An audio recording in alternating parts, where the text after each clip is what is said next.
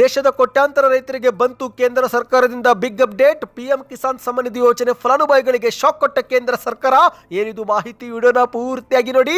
ಮತ್ತೊಂದೆಡೆಯಲ್ಲಿ ಅಧಿಕಾರಿಗಳಿಗೆ ಲಂಚ ನೀಡಲು ಹಣವಿಲ್ಲದೆ ತಾನು ಬೆಳೆದಂತ ಮೂಲಂಗಿಯನ್ನೇ ತಂದ ಮಧುಗಿರಿಯ ರೈತ ಸಾಮಾಜಿಕ ಜಾಲತಾಣದಲ್ಲಿ ಸುದ್ದಿ ಭಾರಿ ಸದ್ದು ಮಾಡ್ತಾ ಇದೆ. ವಿಡಿಯೋನ ಪೂರ್ತಿಯಾಗಿ ನೋಡಿ. ಬಜೆಟ್ ನಲ್ಲಿ ಹೊಸ ನಿಯಮಗಳು ಜಾರಿಗೆ ತಂದ ಕೇಂದ್ರ ಸರ್ಕಾರ. ಈ 10 ವಹಿವಾಟು ಮಾಡಿದ್ರೆ ನಿಮಗೂ ಕೂಡ ಐಟಿ ನೋಟಿಸ್ ಬರಬಹುದು. ಹಾಗಾಗಿ ವಿಡಿಯೋನ ಪೂರ್ತಿಯಾಗಿ ನೋಡಿ. ಮತ್ತೊಂದೆಡೆಯಲ್ಲಿ ಹೈಕಮಾಂಡ್ ನಿಂದ ಗ್ರೀನ್ ಸಿಗ್ನಲ್ ಬಂದಿದೆ. ಮುಖ್ಯಮಂತ್ರಿ ಬದಲಾವಣೆ ಇಲ್ಲ ಎಂದು ಯತೀಂದ್ರ ಸಿದ್ದರಾಮಯ್ಯನವರ ಹೇಳಿಕೆ. ಇದೇ ಒಂದು ಹೇಳಿಕೆಗೆ ಡಿಕೆ ಶಿವಕುಮಾರ್ ಅವರು ಟಾಂಗ್ ಕೊಟ್ಟಿದ್ದಾರೆ. ಯತೀಂದ್ರನೇ ನಮ್ಮ ಹೈಕಮಾಂಡ್, ಅವರು ಹೇಳಿದ್ದನ್ನ ಕೇಳೋಣ ಎಂದು ಡಿಕೆ ಶಿವಕುಮಾರ್ ಅವರು ವ್ಯಂಗ್ಯವಾಡಿದ್ದಾರೆ. ಮತ್ತೊಂದೆಡೆಯಲ್ಲಿ ಗೃಹಲಕ್ಷ್ಮಿ ಯೋಜನೆ ಫಲಾನುಭವಿಗಳಿಗೂ ಕೂಡ ಬಿಗ್ ಅಪ್ಡೇಟ್ ಬಂದಿದೆ. 4,000 ರೂಪಾಯಿ ಜಮಾ ಯಾವಾಗ ಜಮಾ ಆಗುತ್ತೆ, ಯಾವ ಕಂತು ಬಿಡುಗಡೆ ಮಾಡಲಾಗುತ್ತಿದೆ, ಹೊಸದಾಗಿ ಅರ್ಜಿ ಸಲ್ಲಿಕೆ ಮಾಡಿದವರಿಗೂ ಕೂಡ ಮುಖ್ಯವಾದ ಸುದ್ದಿ. ಎಲ್ಲ ಮಾಹಿತಿಗಳನ್ನ ಡೀಟೇಲ್ ಆಗಿ ನೋಡೋಣ. ಅದಕ್ಕಿಂತ ಮೊದಲು ನೀವು ಸುದ್ದಿ 9 ಯೂಟ್ಯೂಬ್ ಚಾನಲ್ಗೆ ಮೊದಲು ಬಾರಿ ಭೇಟಿ ಕೊಡುತ್ತಿದ್ರೆ ದಯವಿಟ್ಟು ಸಬ್ಸ್ಕ್ರೈಬ್ ಬಟನ್ ಕ್ಲಿಕ್ ಮಾಡಿ, ಪಕ್ಕದಲ್ಲಿ ಕಾಣಿಸುವಂತಹ ಗಂಟೆ ಕೂಡ ಒತ್ತಿ.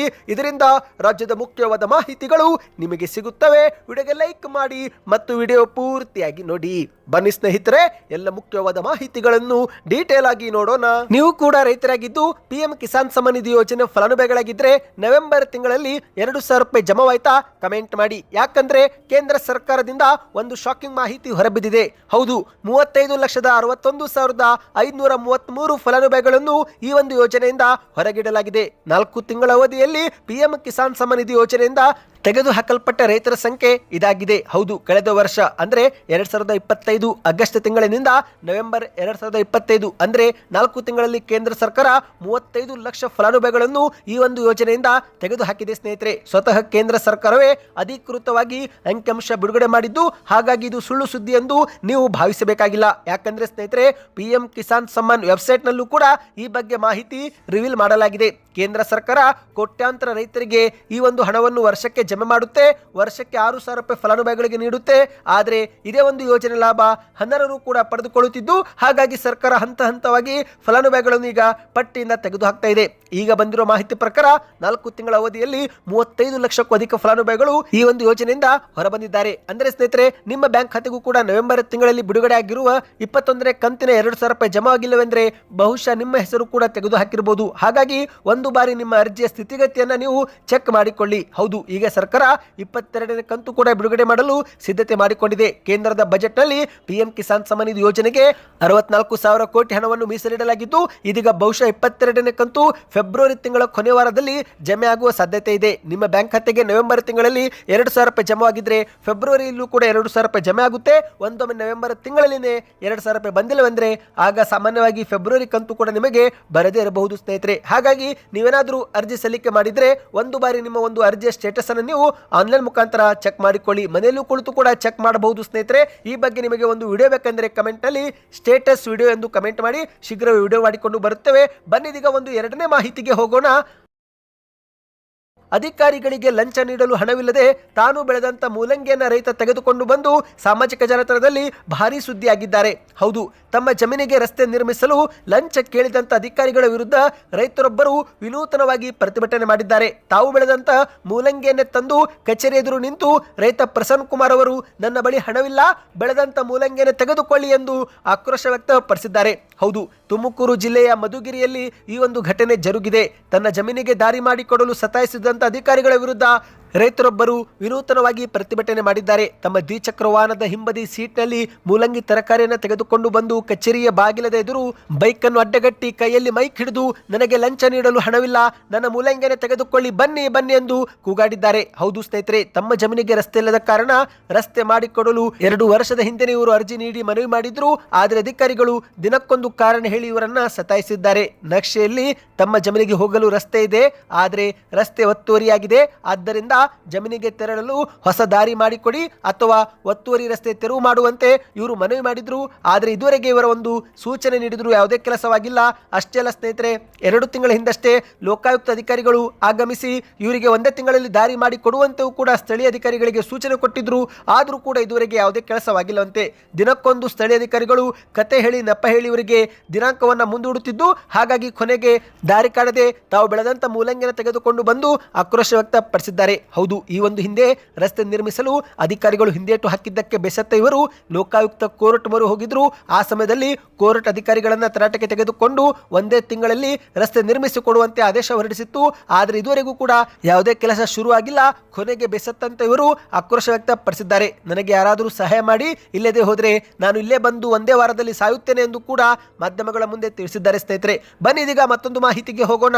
ನೀವು ಕೂಡ ಏನಾದರೂ ಬ್ಯಾಂಕ್ ಖಾತೆ ಹೊಂದಿದ್ರೆ ಎಚ್ಚರ ಸ್ನೇಹಿತರೆ. ಇತ್ತೀಚಿನ ಬಜೆಟ್ ನಲ್ಲಿ ಕೆಲವು ಹೊಸ ನಿಯಮಗಳು ಜಾರಿಗೆ ಮಾಡಲಾಗಿದೆ. ವಿಶೇಷವಾಗಿ ಈ 10 ವಹಿವಾಟು ಮಾಡಿದ್ರೆ ನಿಮಗೂ ಕೂಡ ಐಟಿ ನೋಟಿಸ್ ಬರಬಹುದು. ಹೌದು, ಪ್ರತಿದಿನ ನಿಮ್ಮ ಉಳಿತಾಯ ಬ್ಯಾಂಕ್ ಖಾತೆಯಿಂದ ಪಾವತಿಗಳು, ಹಣ ವರ್ಗಾವಣೆ ಅಥವಾ ಹಣ ಹಿಂಪಡೆಯುವಿಕೆ ನೀವು ಮಾಡುತ್ತಿದ್ರೆ ಎಚ್ಚರ ಸ್ನೇಹಿತರೆ. ಹೌದು, ಕೆಲವೊಮ್ಮೆ ಈ ಒಂದು ಕೆಲಸ ಮಾಡುವುದರಿಂದ ಆದಾಯ ತೆರಿಗೆ ಇಲಾಖೆ ತನಿಖೆಗೆ ನೀವು ಕೂಡ ಒಳಪಡಬಹುದು. ಹೌದು, ಇನ್ನು ಮುಂದೆ ಉಳಿತಾಯ ಖಾತೆ ಕೇವಲ ಹಣ ಸಂಗ್ರಹಿಸಲು ಮತ್ತು ಹಣ ಖರ್ಚು ಮಾಡಲು ಇರುವ ಮಾರ್ಗ ಎಂದು ನೀವು ಭಾವಿಸಿದ್ರೆ ಅದು ನಿಮ್ಮ ದೊಡ್ಡ ತಪ್ಪು. ಯಾಕಂದ್ರೆ ಆದಾಯ ತೆರಿಗೆ ಇಲಾಖೆ ಅಧಿಕಾರಿಗಳು ಈ ಒಂದು ವಹಿವಾಟು ಮೇಲೆ ಈಗ ನಿಗಾ ವಹಿಸಿದ್ದಾರೆ. ಅಷ್ಟೇ ಯಾಕೆ, ಈ ಒಂದು ವಹಿವಾಟು ನೀವು ಮಾಡಿದ್ರೆ ಸ್ವತಃ ಬ್ಯಾಂಕಿನವರೇ ಆದಾಯ ತೆರಿಗೆ ಇಲಾಖೆಗೆ ಈ ಮಾಹಿತಿಯನ್ನ ಕಳಿಸುತ್ತಾರಂತೆ. ಹಾಗಾಗಿ ಸ್ನೇಹಿತರೆ, ಈ ಒಂದು 10 ಕಾರಣಗಳಿಂದ ನೀವು ಕೂಡ ಆದಾಯ ತೆರಿಗೆ ಇಲಾಖೆ ನೋಟಿಸ್ ಪಡೆದುಕೊಳ್ಳಬಹುದು. ಮೊದಲನೇದಾಗಿ, ಬ್ಯಾಂಕಿನಲ್ಲಿ ದೊಡ್ಡ ಮೊತ್ತದ ಹಣ ನೀವೇನಾದರೂ ಠೇವಣಿ ಮಾಡಿದ್ರೆ, ಅಂದ್ರೆ 1 ವರ್ಷದಲ್ಲಿ 10 ಲಕ್ಷ ರೂಪಾಯಿ ಅಥವಾ ಅದಕ್ಕಿಂತ ಹೆಚ್ಚಿಗೆ ಹಣ ನೀವು ಜಮೆ ಮಾಡಿದ್ರೆ ನಿಮಗೂ ಕೂಡ ನೋಟಿಸ್ ಬರುವ ಸಾಧ್ಯತೆ ಇರುತ್ತೆ.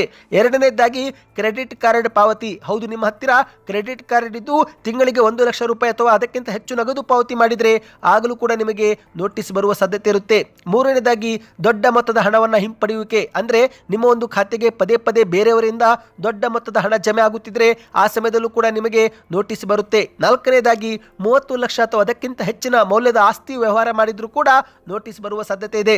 ಐದನೇದಾಗಿ, ಬಳಕೆಯಿಲ್ಲದ ಖಾತೆ. ಅಂದ್ರೆ ಬ್ಯಾಂಕ್ ಖಾತೆ ನಿಷ್ಕ್ರಿಯಗೊಂಡಿದ್ದು ಏಕಾಏಕಿ ಸಕ್ರಿಯಗೊಂಡು ದೊಡ್ಡ ವಹಿವಾಟು ಮಾಡಿದ್ರೆ ಆ ಸಮಯದಲ್ಲೂ ಕೂಡ ನೋಟಿಸ್ ಬರುತ್ತಂತೆ. ಇನ್ನು ಆರನೇದಾಗಿ, ವಿದೇಶದಲ್ಲಿ ಹಣ ಖರ್ಚು ಮಾಡುವುದು. ಅಂದ್ರೆ ಅಂತಾರಾಷ್ಟ್ರೀಯ ಕಾರ್ಡ್ ಅಥವಾ ಫಾರೆಕ್ಸ್ ಮೂಲಕ ನೀವು ವರ್ಷಕ್ಕೆ 10 ಲಕ್ಷ ರೂಪಾಯಿಗಿಂತ ಹೆಚ್ಚಿನ ವಿದೇಶಿ ವಹಿವಾಟು ಮಾಡಿದರೂ ಕೂಡ ಆ ಸಮಯದಲ್ಲಿ ನೋಟಿಸ್ ಬರುತ್ತೆ. ಏಳನೇದಾಗಿ, ಬ್ಯಾಂಕ್ ಬಡ್ಡಿ ಮತ್ತು ITR ನಡುವಿನ ವ್ಯತ್ಯಾಸ. ಅಂದ್ರೆ ಬಡ್ಡಿಯ ಮತ್ತು ನಿಮ್ಮ ಆದಾಯ ತೆರಿಗೆ ರಿಟರ್ನ್ಗೂ ಹೊಂದಾಣಿಕೆ ಆಗಲಿಲ್ಲವೆಂದರೂ ಕೂಡ ನೋಟಿಸ್ ಬರುತ್ತಂತೆ.